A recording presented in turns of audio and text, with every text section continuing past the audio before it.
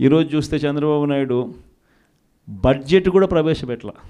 మొట్టమొదటిసారి చూస్తూ ఉన్నాం రాష్ట్రంలో తొలిసారిగా ఎప్పుడూ దేశ చరిత్రలో జరగల, రాష్ట్ర చరిత్రలో ఎప్పుడు చూడల రెగ్యులర్ బడ్జెట్ ప్రవేశపెట్టల ఇంతవరకు రాష్ట్రంలో.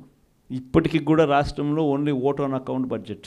ఇప్పటికి కూడా రాష్ట్రంలో ఓట్ ఆన్ అకౌంట్ బడ్జెట్. ఎందుకనంటే ఆ బడ్జెట్ ప్రవేశపెట్టినప్పుడు ఆ పొద్దుల్లో దీనికి ఈ స్కీమ్కి ఎంత, ఈ స్కీమ్కి ఇంత, ఈ స్కీమ్కి ఇంత, ఈ స్కీమ్కి ఇంత అని చెప్పాలా.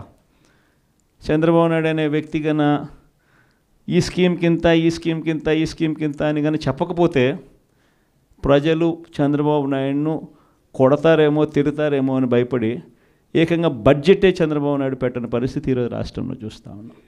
మనమేమో మన ప్రభుత్వంలో ఏకంగా ముందే క్యాలెండర్ ఇచ్చి ఈ నెల ఈ పథకం, ఈ నెల ఈ పథకం, ఈ నెల ఈ పథకం అని చెప్పి మరీ ఇంప్లిమెంట్ చేసిన పరిస్థితి మందైతే. జగన్ ఏమో పలావ్ పెట్టినాడు, చంద్రబాబు నాయుడు ఏమో బిర్యానీ పెడతానన్నాడు. చివరికి వచ్చేసరికి పలావు పోయింది, బిర్యానీ పోయింది అనే చర్చ అన్నది ప్రతి ఇంట్లో కూడా ఇప్పటికే మొదలైంది.